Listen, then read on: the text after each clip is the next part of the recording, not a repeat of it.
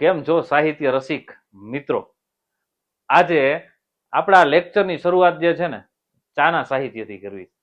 ચાનો એક મારો શેર એનાથી શરૂઆત કરવી છે કે ગયા છે તારા હોઠના સ્પર્શેથી હોઠ ખાલી, ગયા છે તારા હોઠના સ્પર્શેથી હોઠ ખાલી, તું ચાજતો હતી હું થયો છું ભર જુવાનીમાં ખાલી, તું ચાજતો હતી હું થયો છું ભર જુવાનીમાં ખાલી.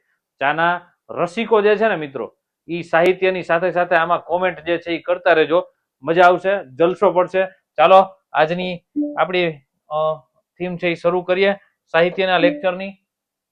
સૌથી પહેલો પ્રશ્ન જે છે આપણી સ્ક્રીન ઉપર આવી ગયો છે કે છેલ્લો કટરો નામનું કાવ્ય ઝવેરચંદ મેઘાણીના કયા કાવ્ય સંગ્રહમાં છે? હવે તમને ઈ પહેલા વાત કરી દો મિત્રો કે છેલ્લો કટોરો, બરાબર, ગાંધીજી જે છે જ્યારે 1931 ની અંદરમાં બીજી ગોળમેજી પરિષદમાં જતા હતા. કેટલી? બીજી.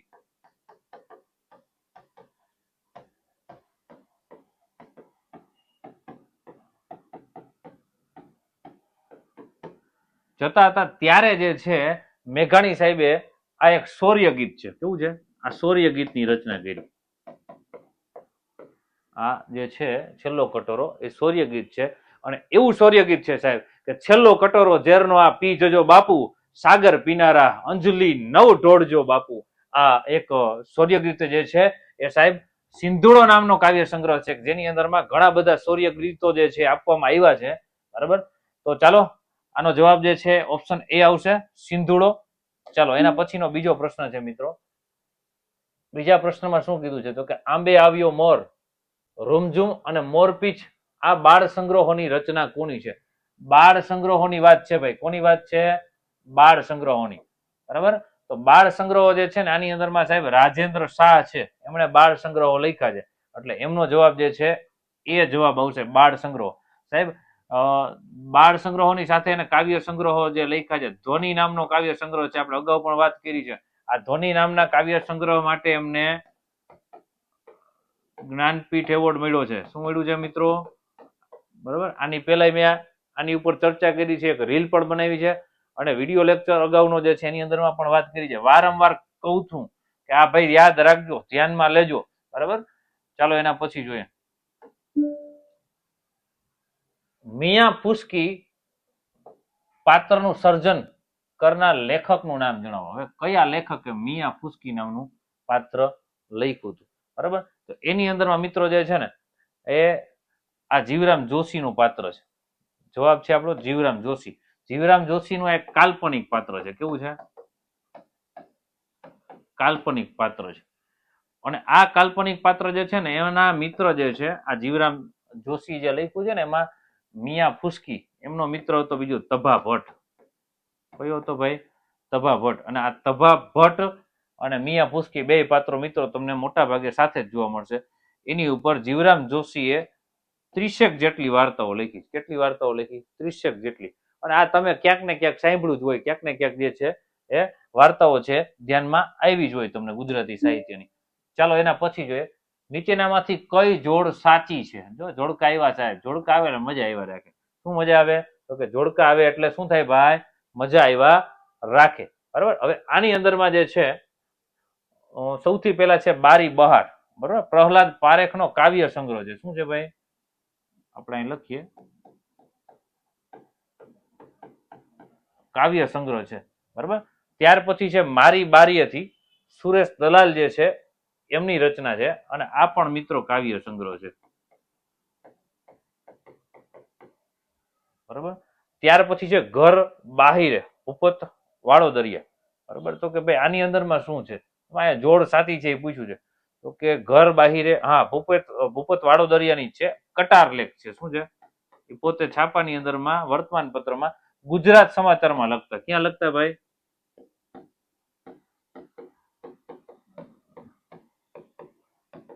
ગુજરાત સમાચારની અંદરમાં છે ભૂપત વાડોદરિયા કટાર લખતા, ઘર બાહિરે ટાઇટલથી.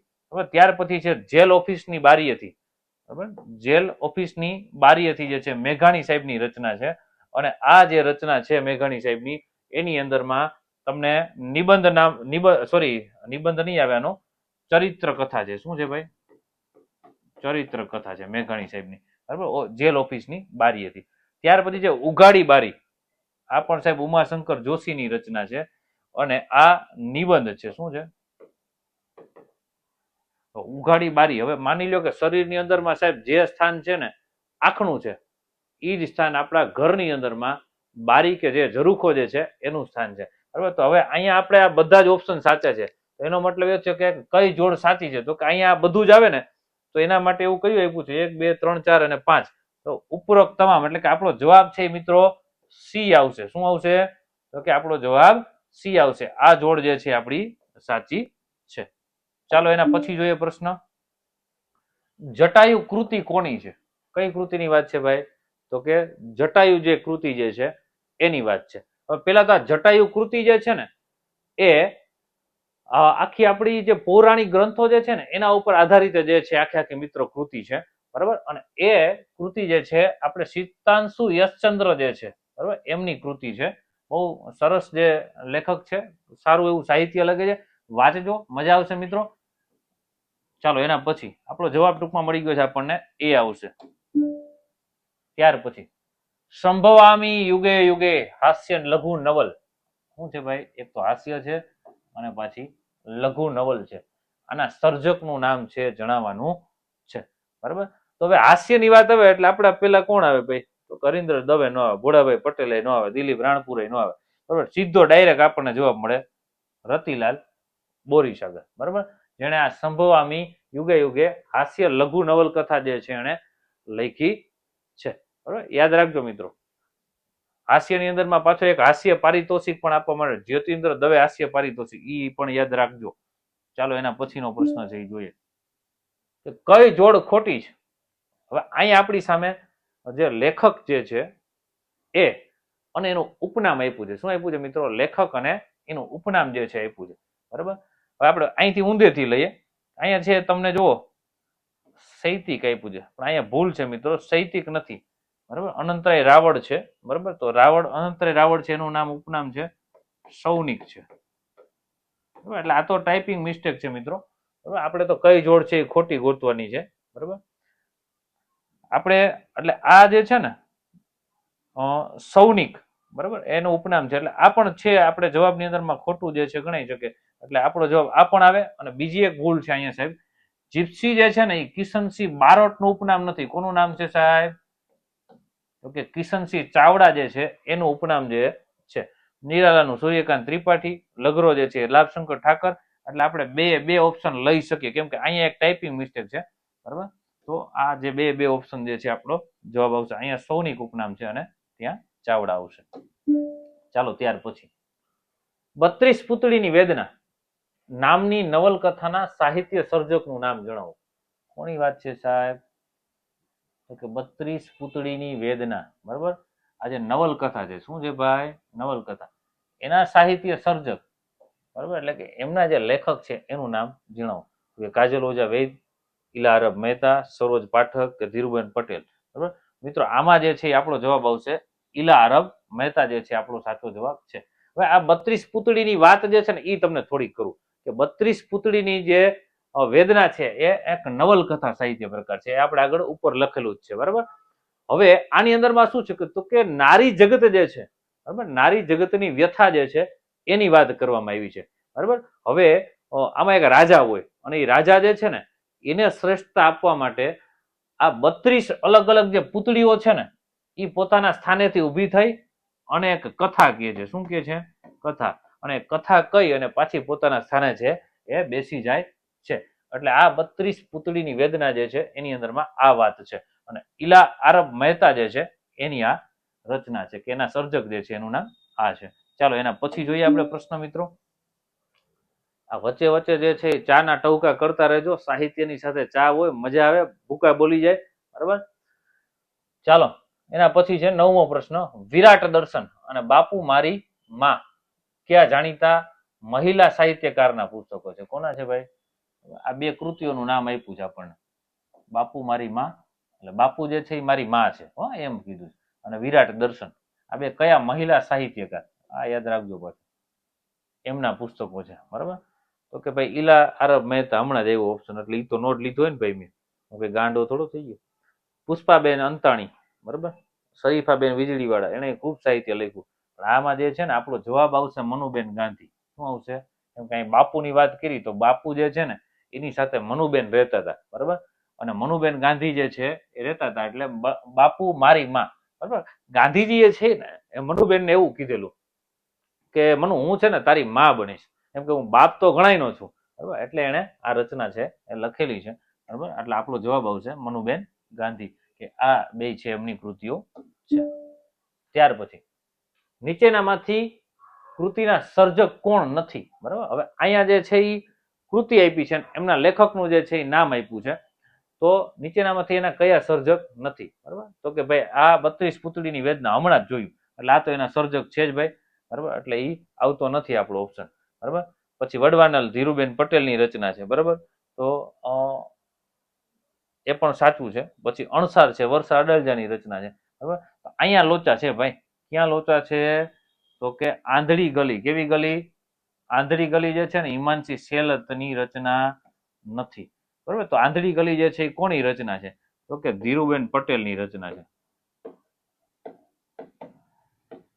કોની રચના છે ભાઈ? ધીરુબેન પટેલની રચના છે, બરાબર. હવે તમને એવું પૂછાય મિત્રો, એટલે આપણો જવાબ અહીંયા છે શું છે? આ આવે છે, કેમ કે અહીંયા ખોટો ઓપ્શન છે, હિમાંશી સેલત નો આવે, બરાબર. આંધળી ગલી છે ધીરુબેન પટેલની રચના છે. હવે આપણે એવું પૂછાય, માની લો હિમાંશી સેલતની આને મળતી એક કૃતિ છે, અને કૃતિનું નામ છે અંધારી ગલીમાં સફેદ ટપકા. આ કોની કૃતિ છે? આ આવે ને તો એમાં કોણ આવશે? હિમાંશી શૈલત આવશે. મિત્રો આ એકવાર છે ને કોમ્પિટિટિવમાં એક નહીં પણ 2-3 વાર પૂછાઈ ગયેલો જે છે એ સાહિત્યનો પ્રશ્ન છે, એટલે ખાસ કરીને એ તમે ધ્યાને લેજો. ત્યાર પછી 11મો પ્રશ્ન છે કે નીચેનામાંથી કઈ કૃતિ ધીરુબેન પટેલની છે, બરાબર. હમણાં જ આગળ આપણે જોયું કે ભાઈ આમાં કઈ કૃતિ, તો અહીંયા જો ભાઈ પેલી તમે પકડો આંધળી ગલી, હમણાં વાત કરી હતી, બરાબર. એટલે વાસનો અંકુર આંધળી ગલી બે એમની છે. પછી આંગતું કઈ, તમે ધોરણ 12 ની અંદર મહાત્માના માણસ કરીને પાઠ ભણાવ્યો ને તો એના લેખક પરિચયની અંદરમાં છે આંગતુક નામની કૃતિ છે, એ પણ એમની છે. એટલે આના ઉપરથી આપણને ખબર પડી જાય કે આ બે ઓપ્શન જે છે એટલે બધી કૃતિઓ એની જ છે, આ ચારે ચાર.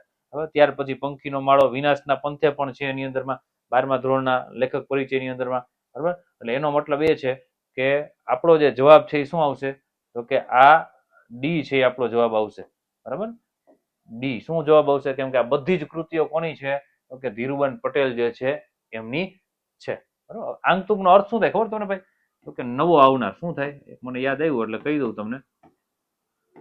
નવો આવનાર એવો વ્યક્તિ. આંગતુક ઘણા બધાની કૃતિઓ છે, ઘણા લેખકો જે છે આની ઉપર લખ્યું છે. ત્યાર પછી નીચેનામાંથી કઈ ગુજરાતી ભાષા અને સાહિત્યના વિકાસ માટે કાર્ય કરતી સૌથી જૂની સંસ્થા છે? ગુજરાતી ભાષા અને સાહિત્યના વિકાસ માટે કાર્ય કરતી જૂની સંસ્થા કઈ? શું છે ભાઈ? ગુજરાતી ભાષાનો વિકાસ કરતી હોય અને ગુજરાતી જે સાહિત્ય જે છે એનો વિકાસ કરતી હોય, એના માટે સૌથી જૂની સંસ્થા કઈ? બરાબર. તો કે ભાઈ અહીંયા છે ગુજરાત સાહિત્ય અકાદમી, ગુજરાત વર્નાક્યુલર સોસાયટી, ગુજરાત સાહિત્ય સભા કે ગુજરાત સાહિત્ય પરિષદ. મિત્રો આપણો જવાબ જે છે એ આપણે ઓપ્શન આવશે એ, ગુજરાત વર્નાક્યુલર સોસાયટી, બરાબર. હવે આ ગુજરાત વર્નાક્યુલર સોસાયટી જે છે ને એનું પેલા નામ હતું ગુજરાત વિદ્યા સભા. શું હતું?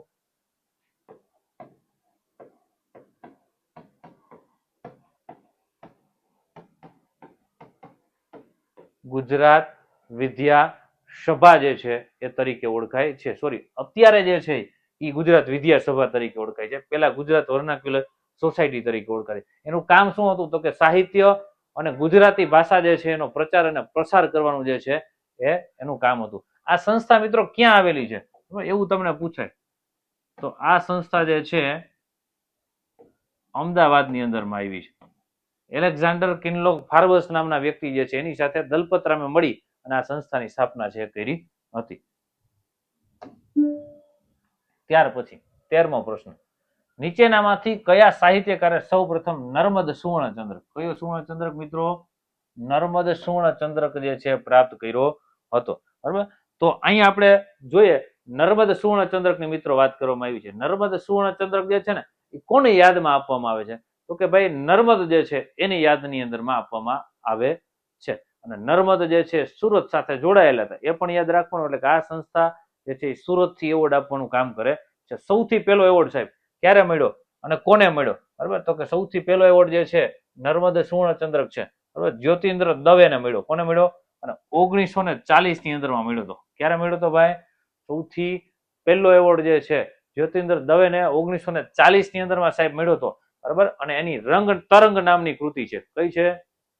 રંગ તરંગ નામની કૃતિ માટે મળ્યો હતો. રંગ તરંગ નામની કૃતિ. છેલ્લો એવોર્ડ કોને મળ્યો? તો કે 2022 ની અંદરમાં પ્રવીણ દરજી છે ને એમને સાહેબ છેલ્લો એવોર્ડ મળ્યો. કોને મળ્યો? પ્રવીણ દરજી. નદી ગાન નામની કૃતિ છે. આ કૃતિ માટે જે છે એ એવોર્ડ એમને છેલ્લો મળ્યો છે બરાબર. ત્યાર પછી આપણે જોઈએ મિત્રો પ્રશ્ન શું છે તો કે કઈ સાહિત્યિક સંસ્થા દ્વારા દર 2 વર્ષે પ્રેમાનંદ સુવર્ણ ચંદ્રક આપવામાં આવે છે? તો દર 2 વર્ષે નર્મદ સુવર્ણ ચંદ્રક સાહેબ દર વર્ષે આપવામાં આવે. આ દર 2 વર્ષે આપવામાં આવે બરાબર. પ્રેમાનંદ સુવર્ણ ચંદ્રક. પ્રેમાનંદ સુવર્ણ ચંદ્રક છે તો પ્રેમાનંદ જે છે એ ક્યાંથી કોની સાથે જોડાયેલા હતા? તો કે ભાઈ વડોદરા સાથે જોડાયેલા હતા. તો આ એવોર્ડ જે છે એ પ્રેમાનંદ જે છે એના માટે વડોદરાથી જે છે આપવામાં આવે. તો વડોદરા જે સાહિત્ય સભા છે એટલે કે પ્રેમાનંદ સાહિત્ય સભા છે બરાબર એના નામે આ એવોર્ડ છે આપવામાં આવે છે બરાબર. પ્રેમાનંદ ને બીજા કયા નામે ઓળખવામાં આવે મિત્રો? તો તમને કહી દઉં. ગાગરિયા ભટ્ટ તરીકે ઓળખવામાં આવે, તરગાળા ભટ્ટ તરીકે ઓળખવામાં આવે બરાબર. પછી કવિ શિરોમણી બરાબર એટલે કે આખ્યાન શિરોમણી તરીકે ઓળખવામાં આવે.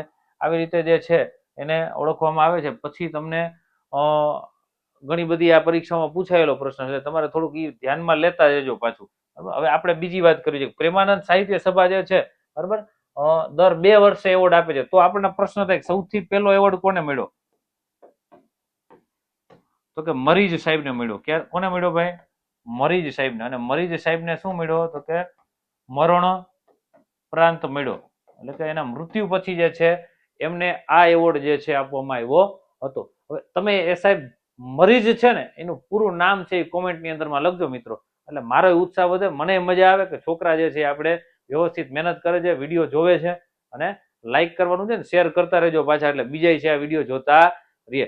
ચાલો આપણે આગળ વાત કરતા હતા કે 1983 ની અંદરમાં મળ્યો. ક્યારે મળ્યો ભાઈ? 1983 ની અંદરમાં જે છે આ એવોર્ડ છે મળ્યો છે. ત્યાર પછી અંતિમ એવોર્ડ બરાબર ક્યારે મળ્યો? તો કે અંતિમ એવોર્ડ જે છે એ ચંદ્રકાંત શેઠ ને 2016 માં મળ્યો. અંતિમ એવોર્ડ કોને મળ્યો? ચંદ્રકાંત શેઠ જે છે એને 2016 ની અંદરમાં મળ્યો બરાબર. ચાલો વિગત યાદ રાખજો મિત્રો. ત્યાર પછી છે જ્ઞાનપીઠ પુરસ્કાર કુલ કેટલી ભાષાઓમાં આપવામાં આવે છે? બરાબર. સાહિત્યનો ભારતની અંદરમાં સાહિત્યનો સૌથી મોટામાં મોટો એવોર્ડ કહેવાય ભાઈ. ભારતની અંદરમાં સાહિત્યનો સૌથી મોટો એવોર્ડ એટલે કે જ્ઞાનપીઠ એવોર્ડ. કેટલી ભાષાઓમાં આપવામાં આવે? તો કે ભાઈ આપણી 24 જેટલી માન્ય ભાષાઓ છે એની અંદરમાં એવોર્ડ છે આપવામાં આવે છે બરાબર. આ એવોર્ડ જે છે ગુજરાતી સાહિત્યની અંદરમાં આ 4 અત્યાર સુધીમાં જે છે 4 સર્જકો જે છે એને આપવામાં આવ્યું છે ભાઈ. આ એવોર્ડ જે છે એની વિશેષતા શું છે? આ 4 સર્જકોના નામ લખજો. આની પહેલા વિડીયો આવી ગયો છે અને આની પહેલા ઘણી વાર કીધું છે એટલે 4 સર્જકોના નામ લખજો. ગુજરાતી ભાષાના 4 એવા કયા સર્જકો છે જેમને જ્ઞાનપીઠ એવોર્ડ મળ્યો છે બરાબર. એમની કૃતિઓ કઈ કઈ હતી આવું બધું તમે એ કોમેન્ટની અંદરમાં લખતા રહેજો મિત્રો બરાબર. તો કે આ એવોર્ડ આપે ને એટલે સાહેબ 11 લાખ રૂપિયા મળે. કેટલા? 11 લાખનો ચેક મળે બરાબર. 11 લાખનો જે છે ચેક આ એવોર્ડ ની અંદરમાં છે મિત્રો આપવામાં આવે છે બરાબર. ત્યાર પછી આપણે વાત કરીએ સોનેટ બાબતે નીચેનામાંથી કયા વિધાનો સુસંગત છે? સુસંગત છે એવું પૂછ્યું છે સોનેટ બાબતે બરાબર. તો આપણે જોઈએ વિધાનો આપ્યા છે કે સોનેટ સાહિત્ય પ્રકારનો ઉદ્ભવ ઇટાલીમાં થયો છે બરાબર. ક્યાં થયો છે ભાઈ? ઇટાલીમાં. તો આ જોડકું જે છે કેવું છે તો કે સાચું જોડકું છે કે ભાઈ ઇટાલીની અંદરમાં સોનેટનો ઉદ્ભવ થયો હતો.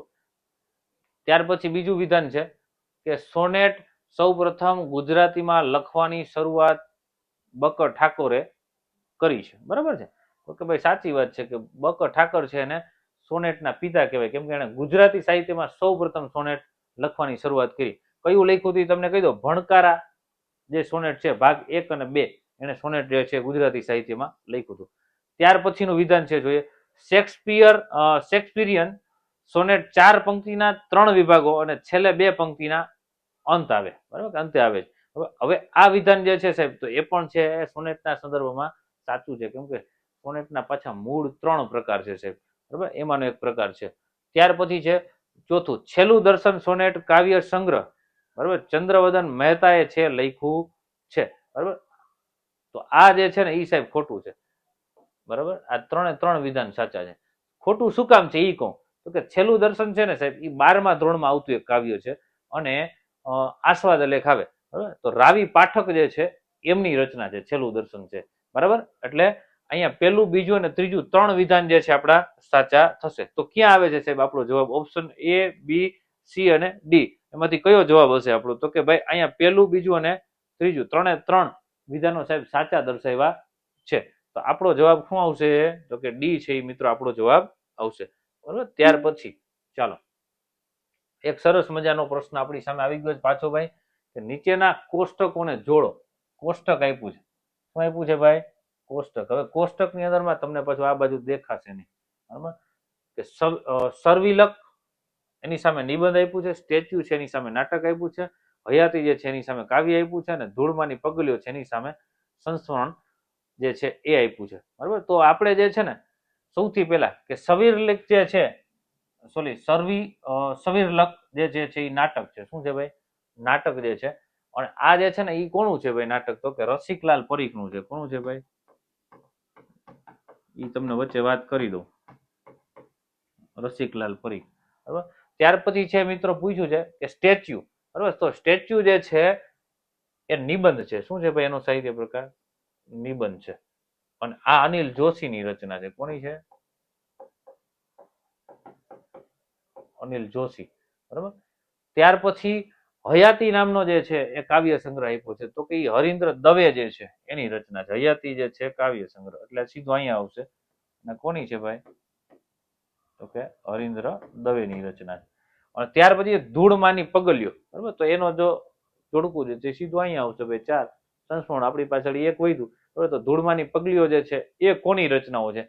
તો કે ભાઈ ઈ ચંદ્રકાંત શેઠની રચના છે. કોની છે ભાઈ? ચંદ્રકાંત શેઠની રચના છે. બરાબર, હવે આપણે પાછા આની અંદરમાં જઈએ કે ભાઈ જોડકું જોડીએ. તો કે સરવિલક જે છે એની સામે નાટક એટલે પી ની સામે બી. એવું ક્યાં છે આમાં? તો કે ભાઈ અહીંયા નથી એટલે આ નો આવે, આમાંય નથી, આ નો આવે, અહીંયા આવે છે. બરાબર, ક્યાં આવ્યું? અહીંયા આવ્યું. પી ની સામે બી, અહીંયા પી ની સામે બી. ત્યાર પછી ક્યુ ની સામે એ. એવું ક્યાં છે? તો કે ભાઈ અહીંયા છે અને અહીંયા પણ છે. ચાલો, ત્યાર પછી આર ની સામે 3. એવું ક્યાં છે? તો કે ભાઈ અહીંયા છે. બરાબર, અહીંયા છે નહીં. તો આ આપણું વિધાન અહીંયા જે છે એમસીક્યુ આ ખોટું થાય. બરાબર, આ બે ખોટા થયા, આ ખોટો. અને હવે આપણી પાસે એસ ની સામે 4. બરાબર, તો કે એસ ની સામે 4. બરાબર, તો આપણો જે જવાબ છે આપણને મળી ગયો કે જવાબ આવશે સી. એટલે આ આપણી સાચી જોડ ગણાશે. બરાબર, ચાલો એના પછી જોઈએ પિંગળ શાસ્ત્ર એટલે શું છે? શું કીધું છે? પિંગળ શાસ્ત્ર. બરાબર, તો કે છંદ શાસ્ત્ર કહેવાય, ભર્તુહરિની પત્નીએ જે રચેલું છે શાસ્ત્ર કહેવાય, કે પિંગલા નાડીનું શાસ્ત્ર કહેવાય, કે ભવાઈના વાદ્યોને વગાડવાનું શાસ્ત્ર કહેવાય. તો મિત્રો તમને સ્પષ્ટતા કરી દઉં કે પિંગળ શાસ્ત્ર એટલે છંદ શાસ્ત્ર કહેવાય. શું કહેવાય? છંદ શાસ્ત્ર. હવે છંદ શાસ્ત્ર એટલે શું? તો કે ભાઈ અલગ અલગ જે કાવ્યો જે છે, કાવ્યોમાં જે છંદ લખાય છે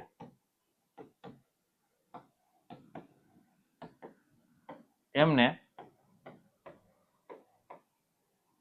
સમજવા માટે, બરાબર, આ છંદ શાસ્ત્ર જે છે એમની રચના કરવામાં આવી છે. એમને સમજવા માટે આ છંદ શાસ્ત્ર જે છે એમની રચના કરવામાં આવી છે. ચાલો ત્યાર પછી જોઈએ કે સ્ત્રીઓ માટે વિશેષ પ્રગટ થતું સામયિક કયું છે? કોના માટે ભાઈ? કે સ્ત્રીઓ માટે. જોઈએ આમાં તો કે ગુજરાતી સામયિક, સ્ત્રીબોધ સામયિક, નાક જવું બરાબર, અને આબરૂ જવી. હવે આ તો બે રૂઢિપ્રયોગ આવી ગયા એટલે ઈ આવે નહીં બરાબર. આવા કઈ સામયિકના નામ હોય નહીં, કોઈક મારે એવા રાખીએ તો બરાબર. એટલે આપણો જે જવાબ છે ને આ ગુજરાતી અથવા સ્ત્રીબોધમાંથી આવે. તો સ્ત્રી ઉપરની વાત કરી છે, શેની વાત છે? તો સ્વાભાવિક છે સાહેબ સ્ત્રીબોધ જે છે એ જ હોય બરાબર. તો સૌથી પહેલું જે છે ને આ સામયિક જે છે એની વિશે વાત કરું તમને, તો કે સૌથી પહેલો અંક આ સામયિક જે છે ને એનો 1857 માં બહાર પડ્યો હતો. 1857 નો વિપ્લવ યાદ હોય તો તમને ખબર પડી જાય. સૌથી પહેલો અંક બરાબર. આ જે સ્ત્રીબોધ જે છે એ માસિક સામયિક છે. કયું છે ભાઈ? માસિક. દર મહિને જે છે બહાર પડતું હતું આ સમય બરાબર. એમાં હિન્દુ અને પારસી જે સમાજ સુધારકો હતા બરાબર, એને સાથે મળીને આ સામયિકની જે છે શરૂઆત કરી હતી. અને આ સામયિકનો છેલ્લો અંક ક્યારે બહાર પડ્યો છે? તો કે 1952 ની અંદરમાં છેલ્લો અંક જે છે બહાર પડે છે બરાબર. અને આ પ્રથમ અંક બરાબર. એટલે હિન્દુ અને પારસી જે સમાજ સુધારકો છે એમણે સાથે મળીને આ સામયિકની શરૂઆત કરી હતી બરાબર. ચાલો એના પછી નીચે આપેલા કોઠામાંથી સાચા જોડકા દર્શાવતા વિકલ્પ પસંદ કરો. શું આપ્યું છે ભાઈ? પેલા તો કોઠો આપ્યો. શું? હવે તો કોઠા ક્યાંય રહ્યા નથી બરાબર. પેલા તમે જો ગામની બારોબાર છે ને કોઠો બનાવ્યો હોય અને એની ઉપરથી જે છે એ આખા ગામનું જે કિલ્લો હોય ને ત્યાંથી રક્ષણ જે છે કરવા માટે સૈનિકોને ત્યાં બેસાડ્યા હોય, એ ધ્યાન રાખતા હોય બરાબર. કોઠા નથી, પણ અહીંયા આ કોઠાની વાત છે, એ કોઠાની વાત નથી. કોડાવ બરાબર. કોઠામાંથી સાચા જોડકા દર્શાવ. આપણે સાચા જોડકા છે એ બનાવવાના છે બરાબર. હવે નરસિંહ મહેતા અહીંયા છે ને સાહિત્ય પ્રકાર અને સર્જકનું જોડકું બનાવવાનું બરાબર. તો કે નરસિંહ મહેતા જે છે ભાઈ એને કયું સાહિત્ય સર્જન કર્યું? તો કે ખંડકાવ્ય, પ્રભાતિયા, છપ્પા, સોનેટ કે ગીત. ભાઈ એને છે એ શું લખ્યું નરસિંહ મહેતાએ? તો કે પ્રભાતિયા જે છે લખ્યા છે. ત્યાર પછી સામળ. તો સામળે શું લખ્યું? તો કે સાહેબ સામળે છે એ પદ્ય વાર્તાઓ લખી. શું લખ્યું? હા, તો અહીંયા તો કઈ પદ્ય વાર્તા છે નહીં. હા, પણ સામળે છે ને સાહેબ છપ્પા પણ લખ્યા. પેલા અખાનું નામ આવે છપ્પા ક્ષેત્રે અને પછી કોનું નામ આવે? તો કે સામળ જે છે એનું નામ આવે. એટલે સામળે છપ્પાઓ પણ લખ્યા છે. એટલે આનો જે છે જવાબ ત્યાં આવશે. બક્કર ઠાકોર બરાબર, એને શું લખ્યું? બક્કર ઠાકોર એટલે બળવંતરાય કડિયારાય ઠાકોર. તો કે ભાઈ એને જે છે હમણાં આગળ જ આપણે જોયું સોનેટ લખ્યું. શું લખ્યું? સોનેટ લખ્યું છે. અને કવિ કાંત, તો કે એને શું લખ્યું? તો કે એને ભાઈ ખંડ કાવ્ય લખ્યું છે. જોઈએ હવે આપણે આખું જોડકું જે છે આમાંથી એબીસીડી માંથી આપણો કયો છે જવાબ આવે છે બરાબર. તો કે પેલાની સામે બીજું ક્યાં આવ્યું ભાઈ? તો કે અહીંયા આવ્યું બરાબર. બોલો આમાં કઈ કરવા જેવું જ નથી. આ એ ખોટું. પેલાની સામે બીજું નથી. આ એમાંય નથી, આમાંય નથી. ડાયરેક્ટ જવાબ. ભાઈડાના ભૂકા જ હોય બરાબર. ડાયરેક્ટ જવાબ એવો. હવે સામળ જે છે તો બીજાની સામે ત્રીજું ઈ છે. હાલો બરાબર. બક્કર ઠાકર છે તો એની સામે ચોથું, ત્રીજાની સામે ચોથું. વાહ ભાઈ વાહ, ભૂકા બોલી ગયા. કાંતની સામે ડી છે એની સામે પેલું બરોબર. હાલો લ્યો આપણો જવાબ તો આપણી સામે જ હતો, ફટાફટ આવડી ગયો. હાલો આગળ વધીએ. ચાલો 21મો પ્રશ્ન સાહેબ આપણી સ્ક્રીન ઉપર છે કે દુહાના મુખ્ય લક્ષણો કયા? બરાબર. દુહો છે ને પેલા તો આ દુહો છે ને 10મો વેદ કીધો. ગાઈ શકાય. શું કીધા? ગાઈ શકાય. એટલે આ ગેય સ્વરૂપ છે. કેવું છે? ગેય સ્વરૂપ છે બરાબર. આમાં આપ્યું જ છે ગઈતા, લંબાણ, ચોટ, લાઘવ બરાબર, આરોહ અવરોહ, લય અને ગતિ. દુહા જે છે તમે બધા સાંભળ્યા છે. અષાઢી બીજ આવે એટલે દુહા બધું તમને તાજું થાય બરાબર. ચાલો તો આ દુહા છે એના મુખ્ય લક્ષણ શું કહે? તો કે ભાઈ એક તો બે પંક્તિની અંદરમાં એટલે નાનું હોય બરાબર. એટલે લાઘવ આવે. શું આવે? લાઘવ. પછી બીજું ચોટ. ચોટ એટલે સીધી અસરકારકતા રજૂ કરે બરાબર. એટલે આના જે બે લક્ષણો છે ને ચોટ અને લાઘવ છે કે ચોટદાર દુહો હોય, સામે વાળાને તરત સ્પર્શી જાય. અને લાઘવ એટલે ટૂંકાણ વાળો હોય બરાબર. એટલે આપણો જવાબ શું આવશે મિત્રો? બી છે એ આપણો જવાબ આવશે. ત્યાર પછી યુગ પ્રમાણે સર્જકોને ગોઠવો. કયા યુગમાં કયા સર્જક થઈ ગયા એની વાત કરવાની છે બરાબર. જોઈએ આપણે તો કે ભાઈ મધ્યકાળ શું છે ભાઈ? મધ્યકાળ જે છે એની અંદરમાં કોણ થઈ ગયું? તો કે મધ્યકાળની અંદરમાં ભાલણ થઈ ગયા બરાબર.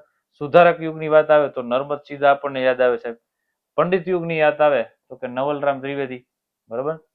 ત્યાર પછી ગાંધી યુગ. ગાંધી યુગ આવે તો કે ભાઈ એની અંદરમાં સુંદરમ બરાબર. આપણું છે અહીંયા જોડકું ગોઠવાઈ ગયું છે. હવે આપણે સામે છે જોવાનું છે એબીસીડી માંથી કયો ઓપ્શન આવે. પેલાની સામે પાંચમું ચાલો કેટલી જગ્યાએ છે તો કે એક જગ્યાએ છે, બે જગ્યાએ છે, બરોબર. અહીંયા બે નથી એટલે આ ઓપ્શન તો બે નીકળી ગયા, મફતના ભાવમાં નીકળી ગયા ભાઈ. ચાલો એના પછી સુધારક યુગ. સુધારક યુગની અંદરમાં નર્મદ આવે એટલે બીજાની સામે ત્રીજું છે ભાઈ. તો કે હાલો ક્યાં છે તો કે ભાઈ બીજાની સામે ત્રીજું અહીંયા નથી, બરાબર, અહીંયા છે, બરાબર. હાલો એ જોઈ લે આગળ. હવે પંડિત યુગ. પંડિત યુગની અંદરમાં પહેલું, ત્રીજાની સામે પહેલું, વાહ ભાઈ વાહ, ઈ સાચું. ગાંધી યુગ. હવે ચોથાની સામે બીજું. હાલી ગયું આપણું, આવ લુખે લુખું હાલી ગયું, ફટાફટ આવી ગયો આન્સર લ્યો, બરાબર. આપણો જવાબ આવશે એ, બરાબર. એટલે યુગ પ્રમાણે સર્જકોનું જોડકું જે આપણે ગોઠવું એ આ મુજબ થશે, બરાબર. અહીંયા જોઈ લેજો એકવાર, સ્ક્રીનશોટ પાડી લેજો ભાઈ, વિડીયો જોતા હોય તો કામ લાગે એવું છે. ચાલો ત્યાર પછી 23મો પ્રશ્ન છે. કેટલામો પ્રશ્ન છે મિત્રો? 23મો પ્રશ્ન છે કે કયા સાહિત્યકારને ઉમાશંકર જોશીએ હસતો ફિલસૂફ, વાહ જોરદાર, કેવો ફિલસૂફ કીધો છે? હસતો ફિલસૂફ. અને કાલેલકરે શું કીધું? ઉમાશંકર જોશીએ કીધું, બરાબર, હસતો ફિલસૂફ. અને કાલેલકરે એને બ્રાહ્મી સાહિત્યકાર કીધો, બરાબર, કહ્યો છે. તો આવો એવો સર્જક કયો છે, બરાબર? તો કે આની અંદરમાં એવા સર્જકની વાત કરીએ ને સાહેબ તો સામળ, અખો, નરસિંહ મહેતા કે દયારામ, બરાબર. તો આમાં જવાબ આપણો સીધો આપણને મળી જાય કે અખો છે, બરાબર.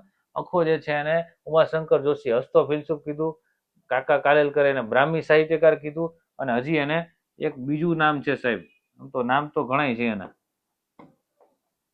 વેદાંતી કવિ કીધો છે. કેવો કીધા છે?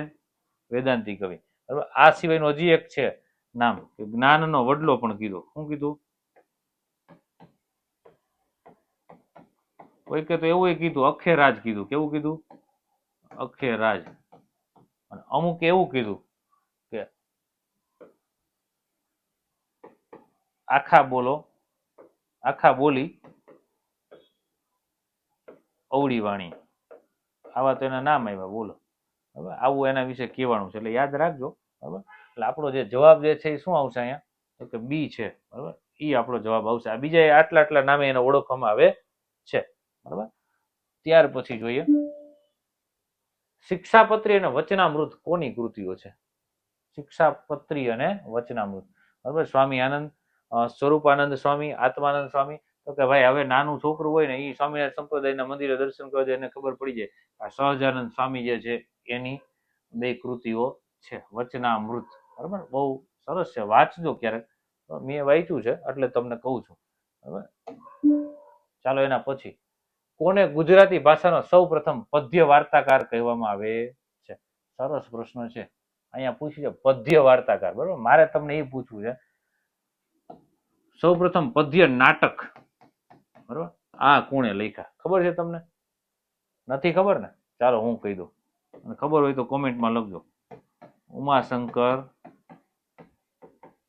જોશી જે છે એને સૌ પ્રથમ પદ્ય નાટક લખ્યા છે, બરાબર. એટલે એને પદ્ય નાટકકાર તરીકે ઓળખવામાં આવે છે ઉમાશંકર જોશીને. હવે અહીંયા આપણે શું છે પ્રશ્ન, કોને ગુજરાતી ભાષાનો સૌપ્રથમ પદ્ય વાર્તાકાર, પદ્યની અંદરમાં વાર્તાઓ જે છે કરી, બરાબર. તો આપણને ખબર છે પદ્ય વાર્તાના પિતા જે છે એ શામળ છે. શામળ જે છે એને પદ્ય વાર્તાકાર તરીકે ઓળખવામાં આવે છે, બરાબર. એટલે આપણો જવાબ મિત્રો આવશે એ ઓપ્શન છે, જવાબ આવશે, બરાબર. મેં વાત કરી હતી કે ભાઈ સાહિત્યની અંદરમાં મજા પડે ચા પીતા પીતા, બરાબર. એટલે આજે સાહિત્યની અંદરમાં જલસો પડી ગયો છે, બરાબર. એટલે તમને જો જલસો પડ્યો હોય તો કોમેન્ટ જે છે એ કરવાનું ભૂલતા નહીં, બરાબર. બાકી મિત્રો ટૂંક સમયની અંદરમાં જે છે એ ટેટની નવી બેચ છે 1 ઓગસ્ટથી આપણે શરૂ કરી રહ્યા છીએ. તો જે મિત્રોને છે જોડાવાનું હોય એ જોડાઈ જજો, બરાબર. અને એકવાર છે એકલવ્ય એકેડેમીની મુલાકાત કરજો. અસ્તુ જય હિન્દ, ભારત માતા કી જય અને વંદે માતરમ. અને મારો સાહેબ છેલ્લો ડાયલોગ છે, અડી અડીને છૂટા.